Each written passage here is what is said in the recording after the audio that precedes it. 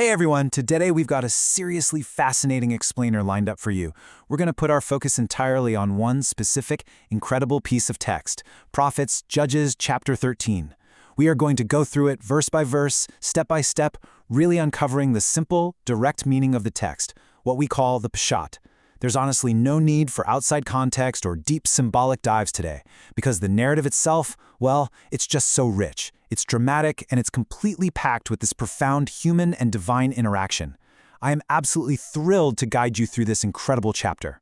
Welcome to the Pardis channel. Today, we explain Prophets Judges chapter 13 in a clear and simple way, step by step. Okay, let's dive into this. Our story kicks off with a very familiar cycle in the book of Judges.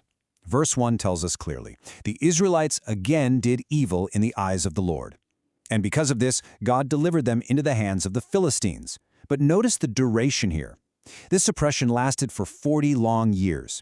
To put that into perspective, that is an entire generation growing up under foreign domination, living in constant distress, all because they had turned away from what was right.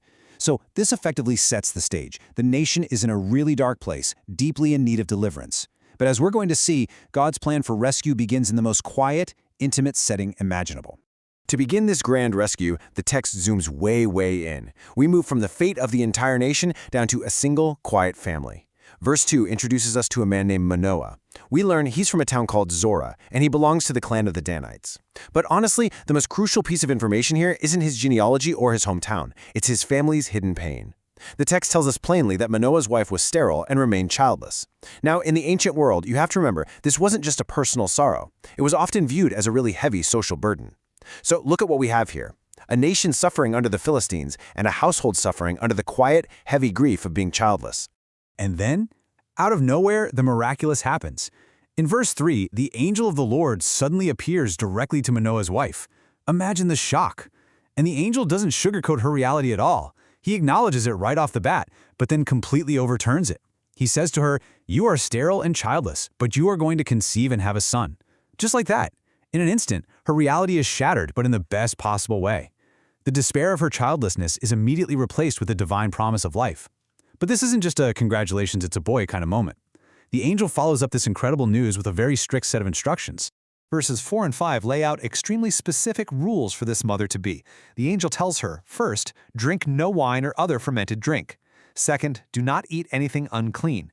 And third, once the boy is born, a razor must never be used on his head. Why these strict, specific rules? Well, the angel explains that the boy is to be a Nazarite, dedicated to God from the very womb. And what is his life's purpose? The angel drops a massive prophecy here.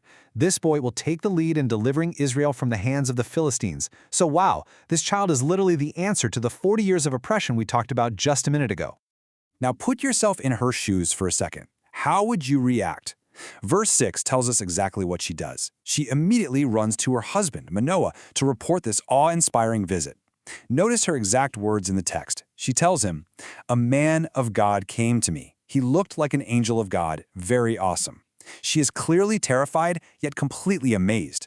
And she adds a really interesting detail. She admits to Manoah that she didn't even ask where he was from, and he didn't tell her his name.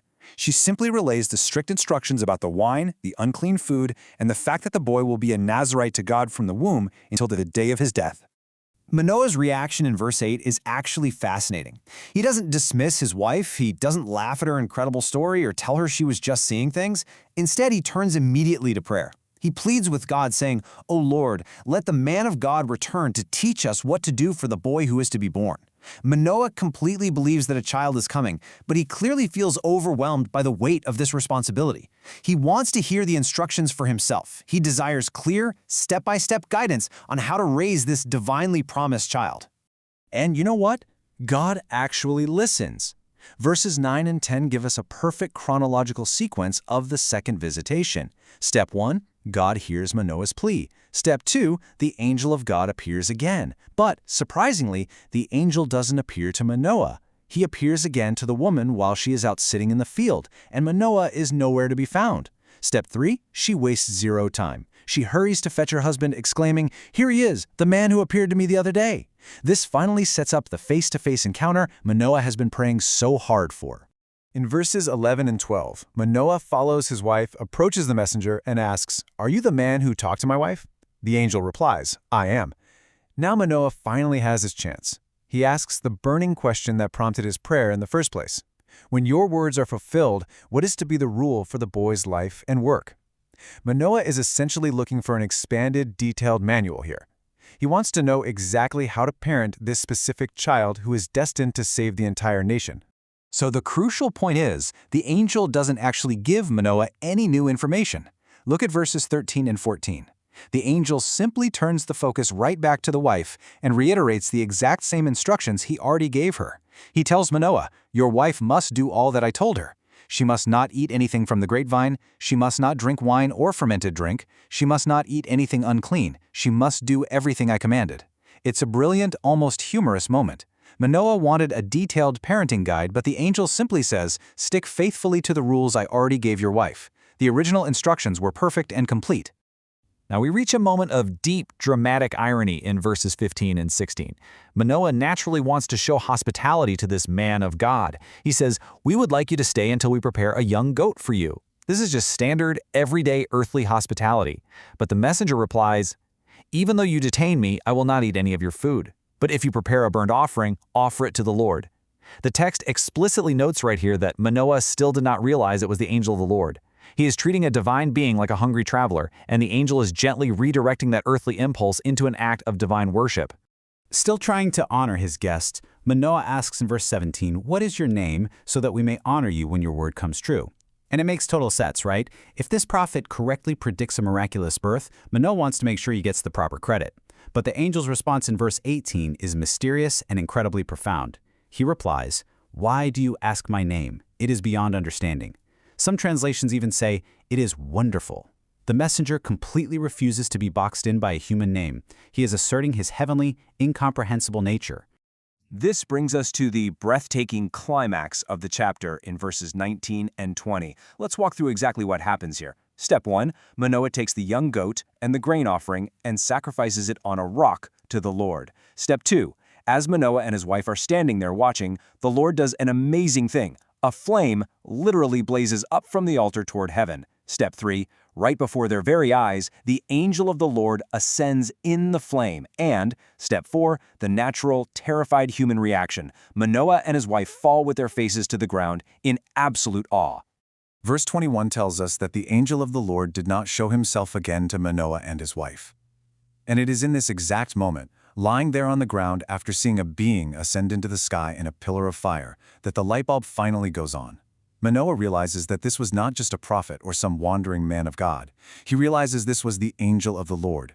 His perspective shifts entirely in a split second, and this sudden realization brings an immediate wave of absolute terror. And this brilliantly illustrates the dynamic between this husband and wife. Just look at verses 22 and 23.